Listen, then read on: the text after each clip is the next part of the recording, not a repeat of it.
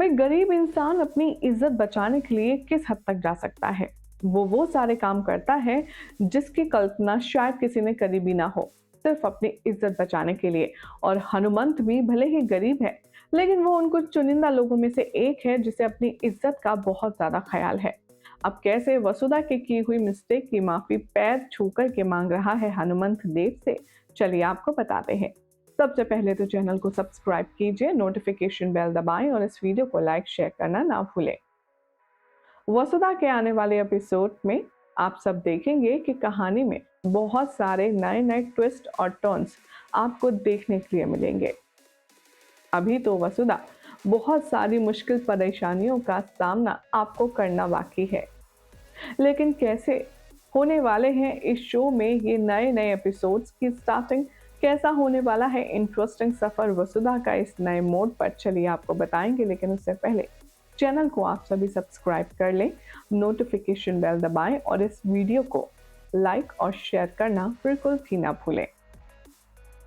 TV serial वसुधा में अब आप देखेंगे कि वसुधा के बारे में जब से हनुमंत को पता चला है, तब से वो शर्म के मारे जमीन में दबा और गड़ा जा रहा है। हनुमंत को ये बात समझ नहीं आ रही है कि वसुधा ने आखिर बड़े हुक्म यानी कि देवसा से पैसे और उनकी प्रॉपर्टी में हिस्से की मांग करी तो करी क्यों।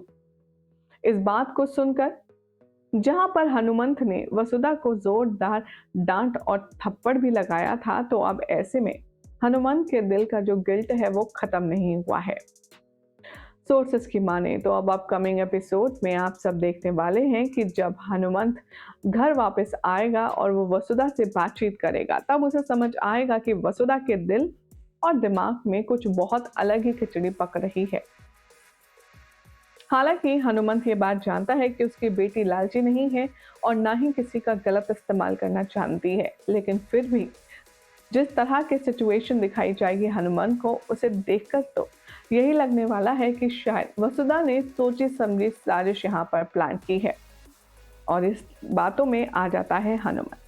हनुमान जहां वसुधा को पहले डांटता है और उसको धमकाता भी है, तो ऐसे में वो उसको ये समझाने की कोशिश करता है कि देव सर, तेरे लिए एकदम परफेक्ट मैच है, तुझे किस्मत से मिले हैं, तुझे उनके साथ कम से कम ऐसा कुछ भी नहीं करना चाहिए कि उनका दिल टूटे या फिर उनकी आने वाली लाइफ खराब हो।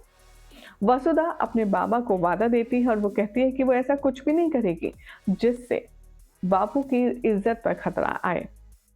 शो के आने वाली एपिसोड में अब दिखाया जाएगा कि जो देव है वो अपने ऑफिस जाने के लिए रेडी होगा और वो कार निकालने के लिए कहेगा।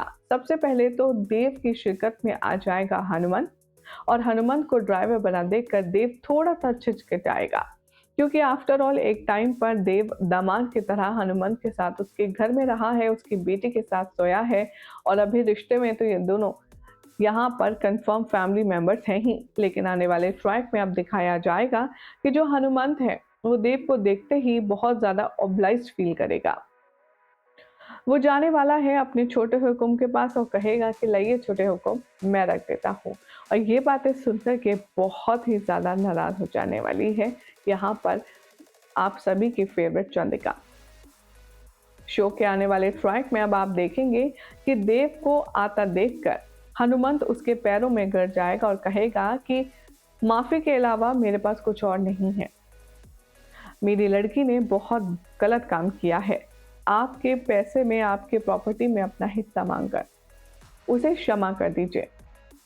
तभी यहाँ पर देव कहता है कि देखिए, आपको मेरे पैर लगने की कोई ज़रूरत नहीं है। जो कि नीडफुल हेल्प चाहिए थी और जो नीडफुल ट्रीटमेंट चाहिए था, यहाँ पर आपको सब तरीके से मुहैया करवाया गया, लेकिन इसमें अगर कुछ ऐसा हुआ तो आपकी गलती नहीं है। हनुमान कहता है कि मेरे लिए तो आज से वसुधा मर गई है, समझ लीजिए। वो कहीं भी रहे, कुछ भी करे, मुझे उससे कोई फर्क नहीं पड़ता। देव कहता है कि ये आप कैसी बातें कर रहे हैं, आप ही की बेटी के बारे में।